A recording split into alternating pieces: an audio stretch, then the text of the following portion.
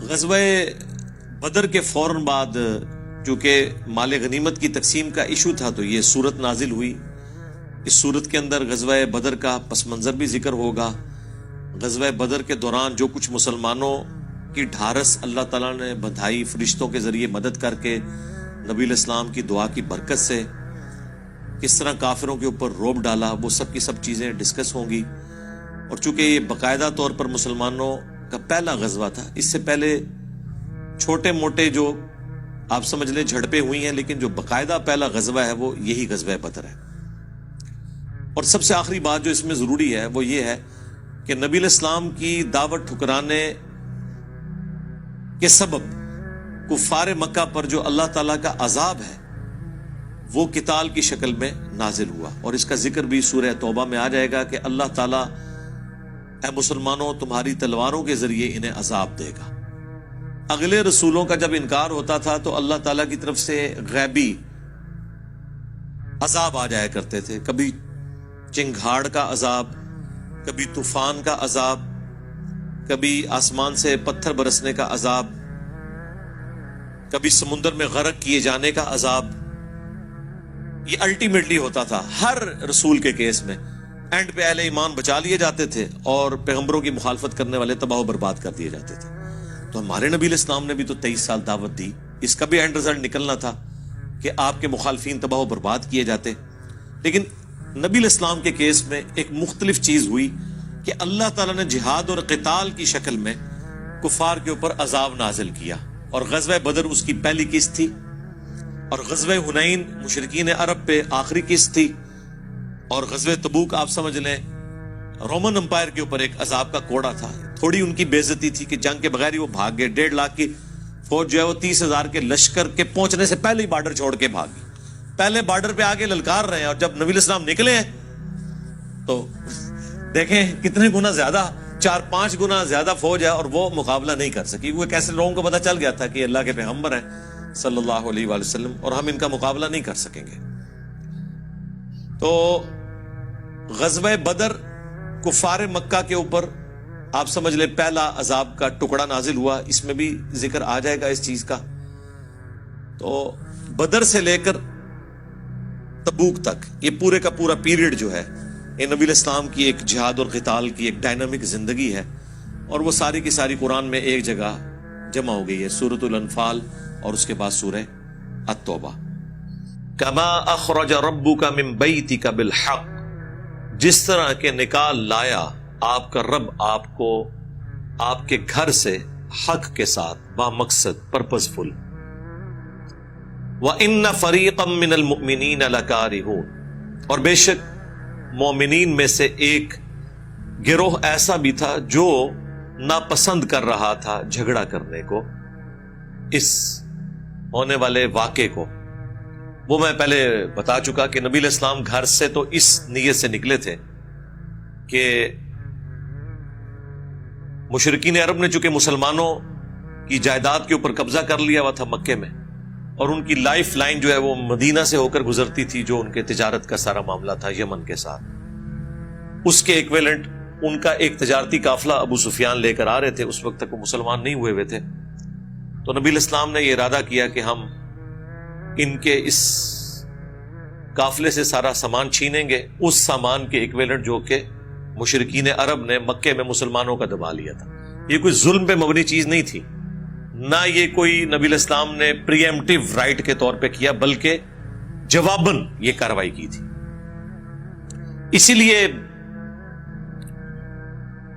ساز و سامان مسلمانوں کے پاس بڑا تھوڑا تھا. 8 تلواریں تھی، 3 گھوڑے تھے، باقی سارے پیادے تھے، اس لیے کہ وہ جس قافلے سے سامان، اب لوٹنے کا لفظ میں استعمال نہیں کرتا، وہ پھر اس کو نیگیٹیولی لوگ لے جاتے ہیں.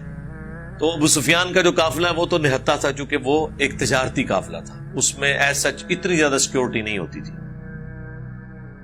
تو اس ایکٹیویٹی کے بارے میں اللہ تعالیٰ فرما رہا ہے کہ یہ اللہ نے آپ کو گھر سے نکالا تھا اس مقصد کے. پھر بھی مومنین کا ایک گروہ تھا جو اس جھگڑے کو پسند نہیں کر رہا تھا. یجادلونک فی الحق بعدما تبین کانما یساقون یسابقون الی الموت، وہ آپ سے جھگڑا کر رہے تھے، علمی بحث کر رہے تھے بعد اس کے کہ ان پر یہ حق کھل چکا تھا. گویا کہ ان کی حالت یہ تھی جیسا کہ انہیں موت کی طرف ہانکا جا رہا ہو. وَهُمْ يَنْظُرُونَ، اور وہ اپنی موت کو اپنے سامنے دیکھ. اب ظاہر ہے یہ منافقین کے بارے میں تو نہیں ہے، اہل ایمان کے بارے میں نے پہلے بھی عرض کیا تھا کہ اہل ایمان ہمیشہ ایک لیول کے نہیں ہوتے. بعض بہت راسخ العقیدہ لوگ ہوتے ہیں، بعض ذرا معتدل مزاج والے لوگ ہیں، اور بعض بالکل ڈھیلے ہوتے ہیں. یہ ہر زمانے میں ایسے. تو اللہ تعالیٰ ہمارا ان میں ایسے لوگ بھی آپ کے ساتھیوں میں تھے کہ جنہیں باوجود اس کے کہ وہ آپ کو حق سمجھتے تھے، اللہ کے وعدے کو سچا سمجھتے تھے، پھر بھی لڑائی جھگڑے کو وہ اس سے روگردانی اختیار کر رہے تھے، گویا کہ انہیں موت اپنی نظر آ رہی ہے. ظاہر ہے زندگی تو ہر شخص کو پیاری ہے، یہ نہیں ہے کہ باقیوں کو موت نظر نہیں آ رہی تھی، باقیوں کو بھی نظر آ رہی تھی. ظاہر ہے لڑائی میں تو خطرہ ہے انسان کی جان چلی جائے، لیکن جن لوگوں کا اعلیٰ درجے کا ایمان ہوتا ہے وہ اس کو اپنے لیے کامیابی سمجھتے ہیں کہ اللہ کی راہ میں شہید کر دیے جائیں. وَإِذْ يَعِدُكُمُ اللَّهُ إِحْدَى الطَّائِفَتَيْنِ أَنَّهَا لَكُمْ، اور یاد کرو وہ وقت جب تم سے اللہ نے یہ وعدہ کیا، یعنی اللہ نے اپنے پیغمبر سے، کہ دونوں گروہوں میں سے، دونوں قافلوں میں سے ایک تمہیں دے دوں گا. اب تمہاری مرضی ہے، چاہو تو ابو سفیان کا جو لشکر ہے اس کے اوپر تمہیں فتح مل جائے، اور چاہو تو ابو جہل کے لشکر.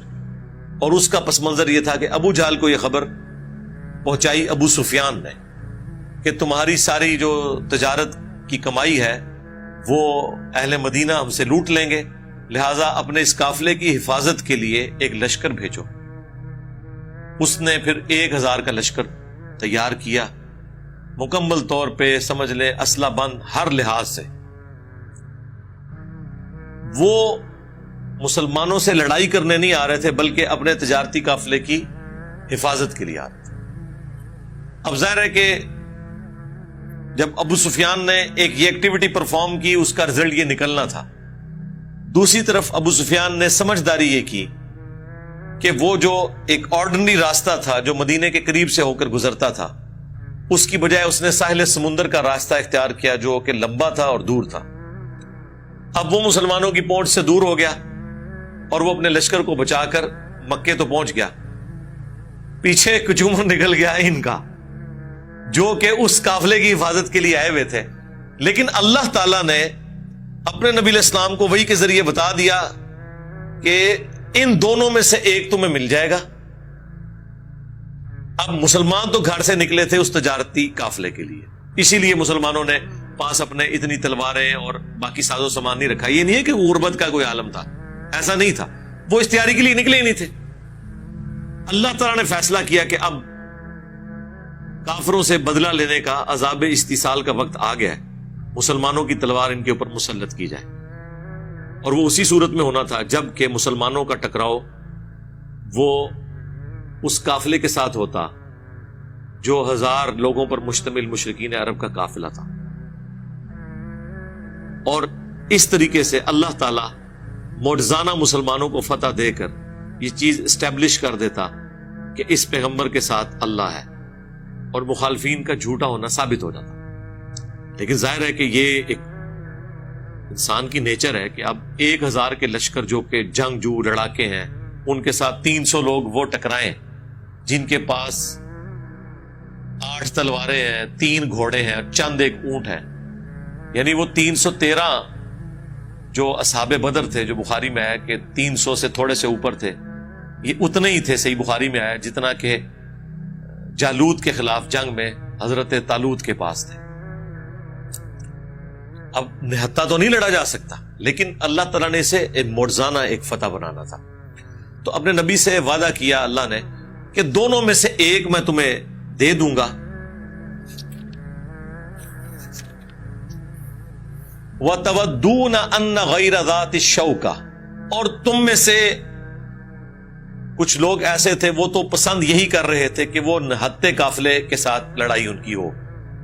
ظاہر ہے یہ عقل کا بھی تقاضا، ہم بھی ہوتے تو یہی ہے، ویسے آپ جتنے مرضی نعرے مار لیں، ایک نیچرل چیز ہے کہ 300 لوگ ہیں اور تلواریں 8 ہیں، تو وہ تو اب آپ کو یہ جو آج کل لوگ کہانیاں کراتے ہیں کہ جی آپ دروشی پڑھ کے یا ذکر کر کے مسلط ہو جائیں، تو وہ تو مسلمان بھی پریشان نہیں تھے کہ یار اس طرح تو مقابلہ نہیں ہو سکتا.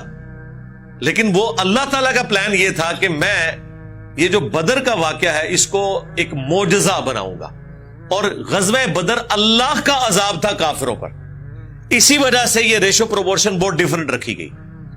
اگر یہ برابر ہوتی تو وہ مسلمانوں کی بہادری بھی ہو سکتی تھی. اللہ تعالیٰ ٹوٹلی اس کو اپنے ساتھ منسوب کرنا چاہتا تھا کہ جو میں نے سورہ توبہ کی آیت نمبر 14 کے حوالے سے بتایا تھا نا کہ اگلی امتوں پر اللہ کا عذاب آتا تھا پیغمبروں کا انکار کرنے کے سبب، اس امت میں بھی عذاب آیا سورہ توبہ کی آیت نمبر 14 میں کہ اللہ تعالیٰ صحابہ کرام کی تلواروں کو کافروں پر مسلط کرے گا. یہ عذاب استیصال تھا، ایکویلنٹ تھا اس عذاب کے جو کبھی چنگھاڑ کی شکل میں، کبھی سمندری طوفان کی شکل میں، کبھی آسمان سے پتھر برسنے کی شکل میں. ہمارے نبی علیہ السلام کا بھی تو انکار کیا تھا نا کافروں نے، ادھر بھی تو کوئی عذاب آنا چاہیے تھا. یہاں پہ عذاب سورہ توبہ کی آیت نمبر 14 میں ہے کہ ہم تمہاری تلواروں سے انہیں عذاب دیں گے. تو ظاہر تلواروں سے عذاب دیں گے، اگر دونوں طرف برابر ہوں تو پھر اللہ تعالیٰ کا تو اس حوالے سے کوئی معجزہ سامنے نہیں آئے گا. معجزہ اسی وقت ہوگا، اللہ کی نشانی اسی وقت ظاہر ہوگی جبکہ ایک طرف نہتے ہوں اور دوسری طرف پورے اسلحے کے ساتھ لیس لوگ ہوں اور جیت گئے جائیں. یہ تو امپاسبل چیز ہے نا، سوائے اس کے کہ معجزہ ہو. تو یہ معجزہ ہی تھا. غزوہ بدر پہلی قسط تھی اللہ تعالیٰ کے عذاب استیصال کی، جس کے پیچھے آلموسٹ آپ سمجھ لیں نبی علیہ السلام کی 15 سال کی مبارک دعوت تھی جس کا انکار انہوں نے کیا.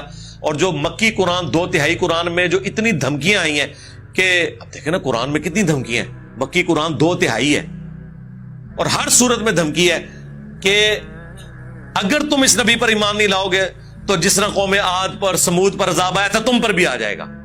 تو آنا تھا نا، وہ کیسے آیا؟ تلوار کے ذریعے، قتال کے ذریعے. یہ قتال کی حکمت تھی. تو تم تو چاہتے تھے نہتے قافلے کی طرف جاؤ.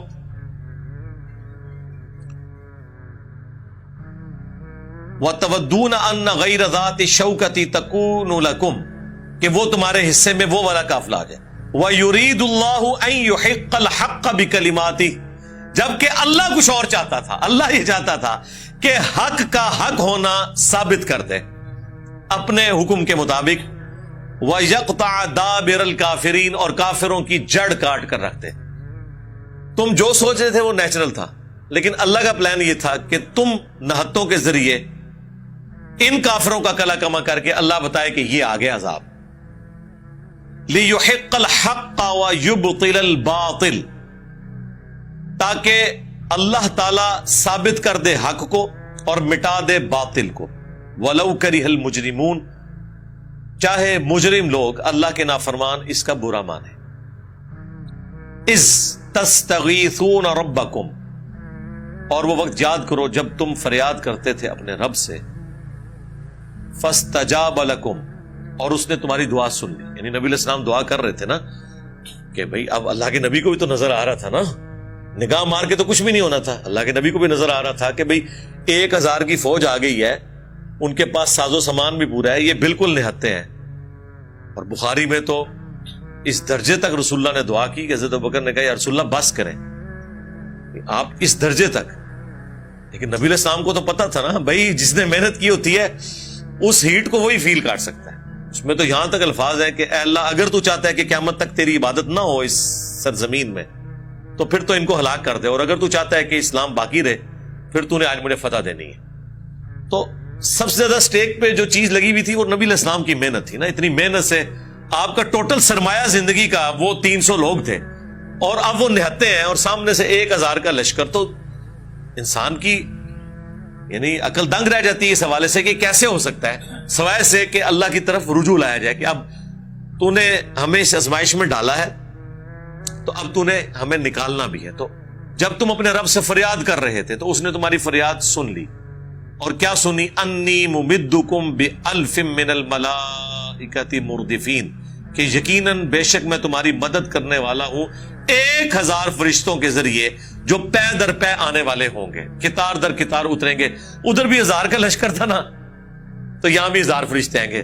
فرشتہ تو ایک بھی وہ تھا لیکن یہ اللہ تعالیٰ نے فرشتوں کی جو تعداد مقرر کی نا، یہ مسلمانوں کی صرف تسلی کے لیے کہ اون پائی گنتی پوری ہوگی تو پاس یہی ذکر آ گیا. وَمَا جَعَلَ اللَّهُ إِلَّا بُشْرَى وَلِتَطْمَئِنَّ بِهِ قُلُوبُكُمْ.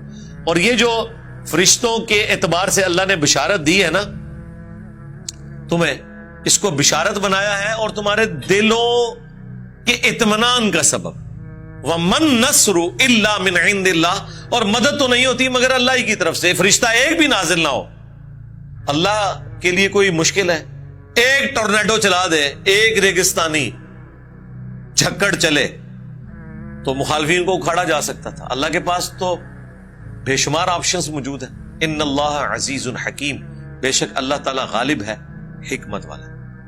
کمال کے الفاظ ہے یہ، اللہ تعالیٰ کے بڑے یونیک نام ہے اور یہ جوڑے کی شکل میں ہمیشہ آتے ہیں، العزیز اور الحکیم. عزیز کہتے ہیں غالب کو، چھایا ہوا، جس کے حکم کو کوئی ٹال نہیں سکتا، اور حکیم جو اپنے معاملات کو اپنی حکمت اور پلاننگ کے تحت لے کے چلتا ہے. یہ دونوں چیزیں مل کے ایک بیلنس کرتی ہیں کہ اللہ غالب تو اتنا ہے کہ اپنے مخالفین کا کچومر نکال کے رکھ، لیکن اس کی حکمت یہ ہے کہ ڈھیل دیتا ہے کہ شاید کوئی پلٹ آئے، فوراً پکڑتا نہیں ہے. حالانکہ عزیز ہے، ایسا چھایا ہوا ہے جب چاہے پکڑ لے، لیکن یہ جو اس کا ڈھیل دینا ہے اسے کوئی اس کی کمزوری نہ سمجھے، بلکہ یہ اس کی حکمت ہے. یہ ڈھیل تھی نا میرے بھائی، ورنہ خالد ابن ولید جو 19 سال کے بعد مسلمان ہوئے ہیں اور رضی اللہ عنہ تو نہ ہوتے اگر پہلے ہی عذاب آ گیا ہوتا.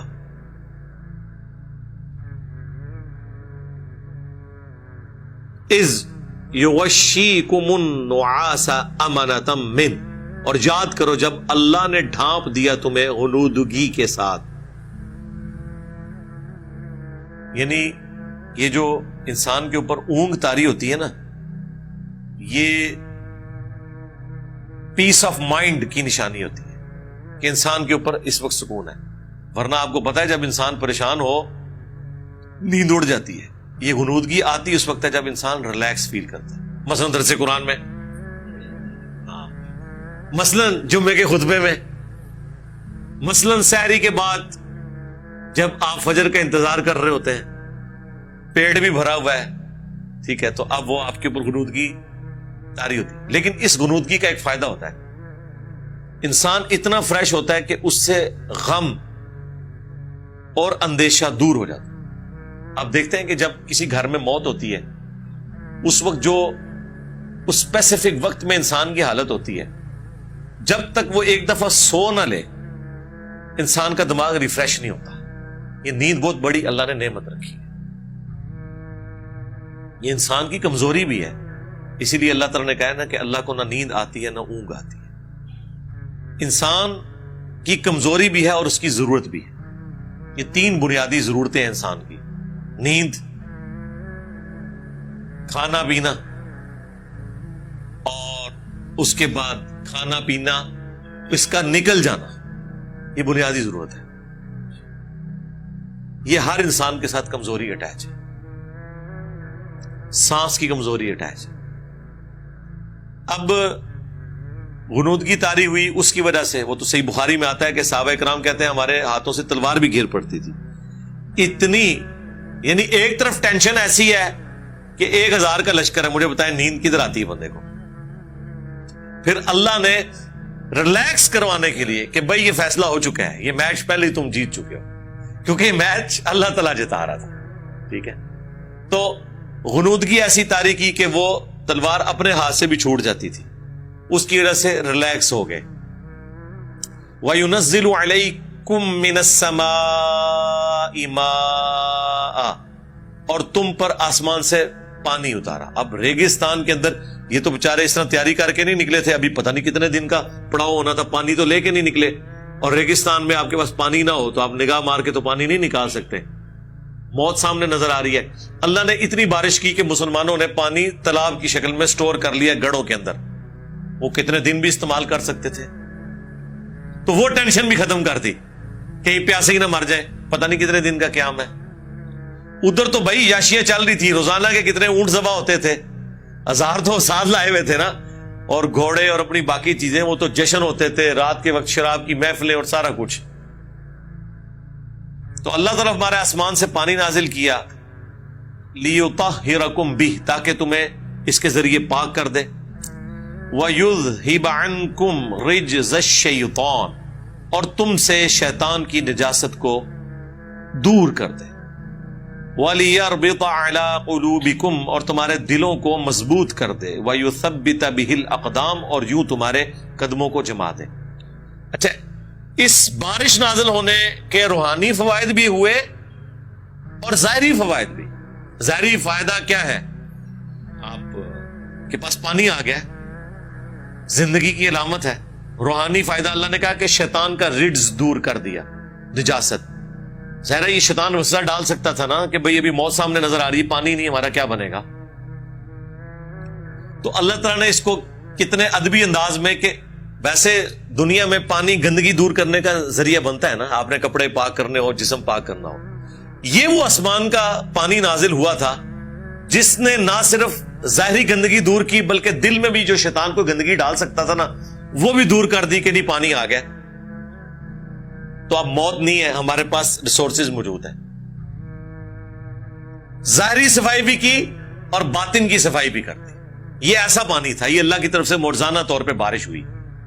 یہ بارش کوئی حادثاتی نہیں تھی، یہ بھی اللہ تعالیٰ کے پلان کا حصہ تھا کہ یہاں پہ پہنچیں گے، بارش کے ذریعے میں ان کے دلوں کو مضبوط کروں گا. نیند بھی طاری کی، بارش بھی بھیج دی. اذ یوحی ربک الی الملائکہ، اور یاد کرو وہ وقت جب تمہارے رب نے فرشتوں کو وحی کی، انی معکم، بے شک میں تمہارے ساتھ ہوں. فثبتوا الذین آمنوا، تو ایمان والوں کو ثابت قدم رکھنا اس جنگ کے اندر.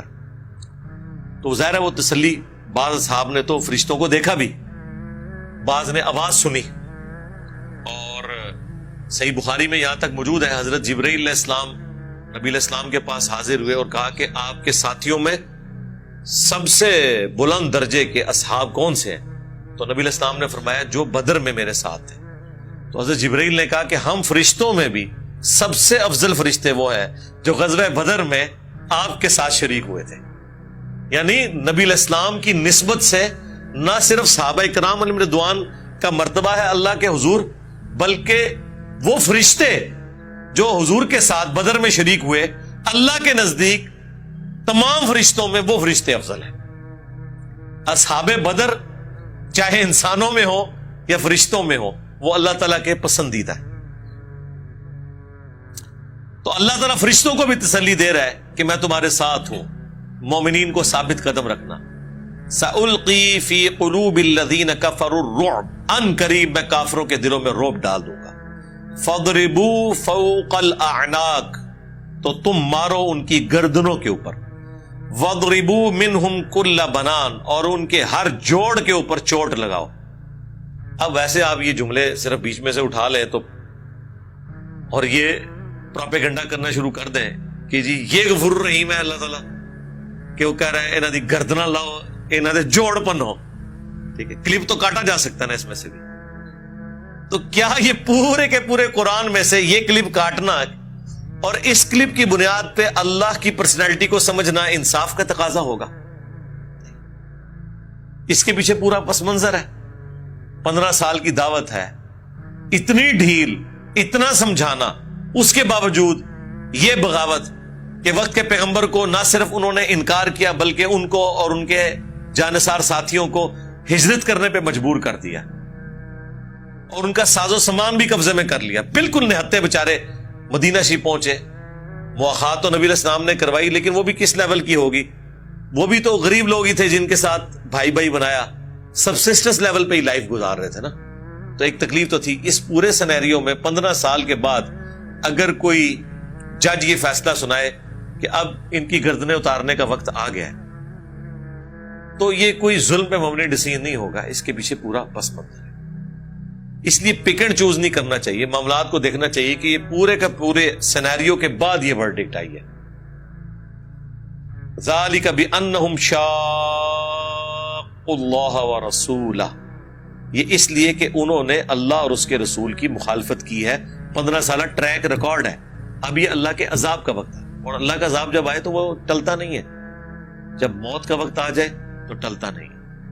اس وقت کوئی بھیک نہیں مانگ سکتا، اس لیے کہ پہلے ہی بتایا گیا تھا کہ یار یہ ہو جائے گا، بچ جاؤ بچ جاؤ بچ جاؤ. اس کے باوجود ایسی روش اختیار کی جائے جو بغاوت کے اوپر مبنی ہو تو پھر انسان اللہ کو گلہ نہیں کر سکتا.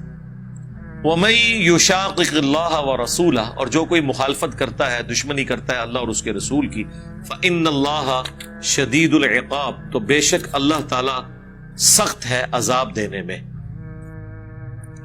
ذَلِكُمْ فَذُوقُوهُ وَأَنَّ لِلْكَافِرِينَ عَذَابَ النَّارِ. اب اللہ تعالیٰ کافروں کے حوالے سے یہ بات کر رہا ہے کہ اے حق کے دشمنوں، یہ سزا ہے، پس چکھو اسے.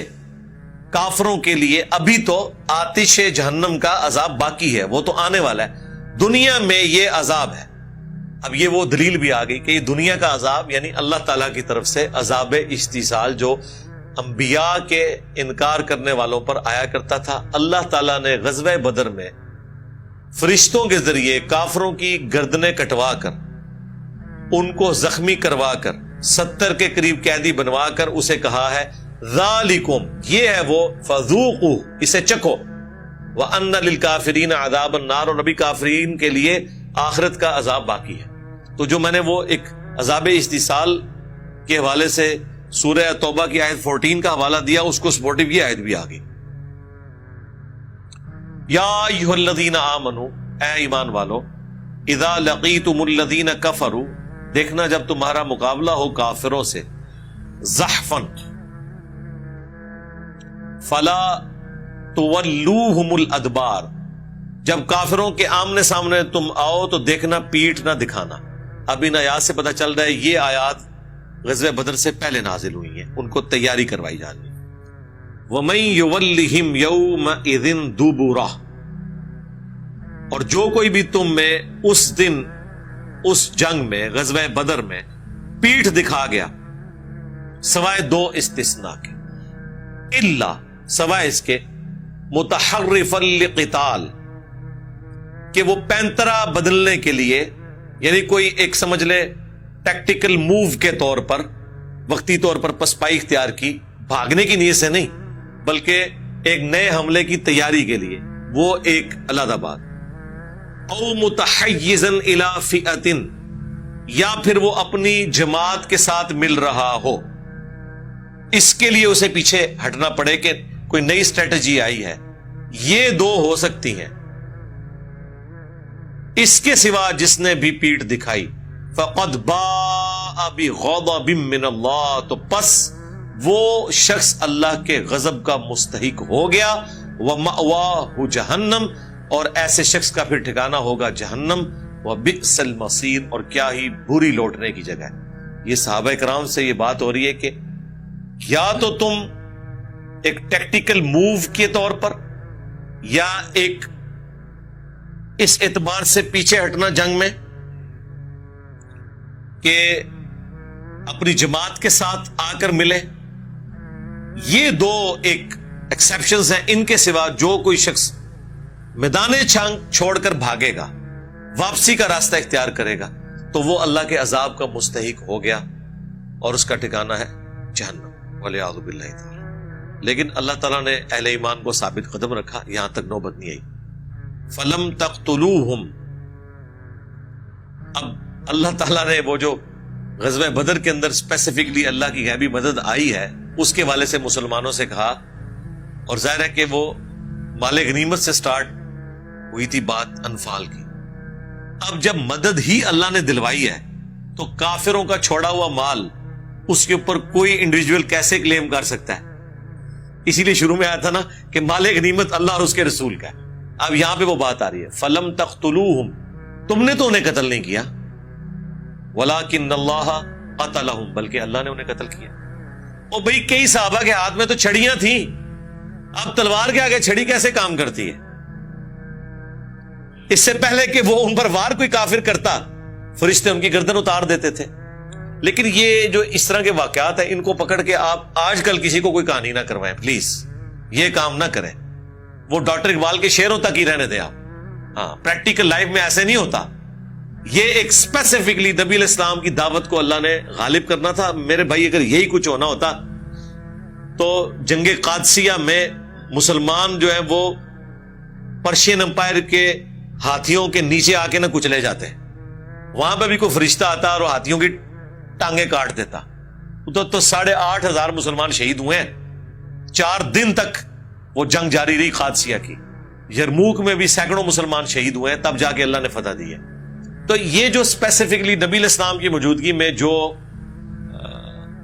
باتیں ہیں نا, یہ آج بھی ہو ابراہیم سا جو ایما پیدا آگ کر سکتی ہے انداز گلستان پیدا خدا دا نہ جائے.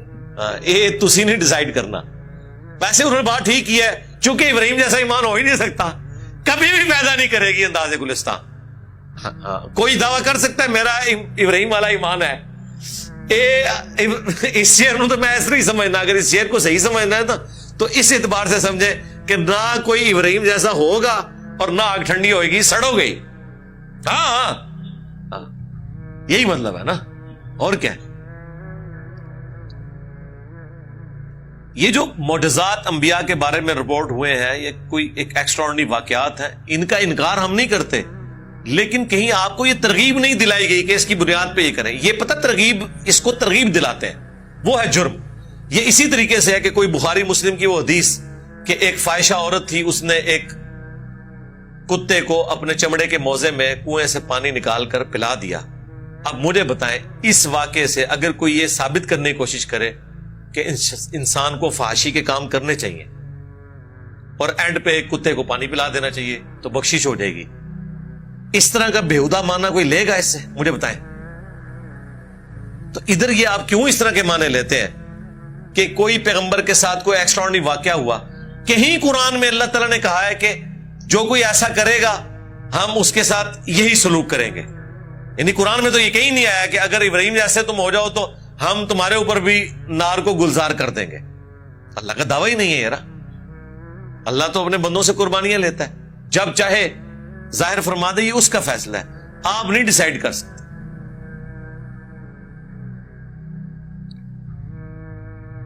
تم نے تو انہیں قتل نہیں کیا تھا بلکہ اللہ نے قتل کیا تھا. وما رمیت اذ رمیت ولکن اللہ رما.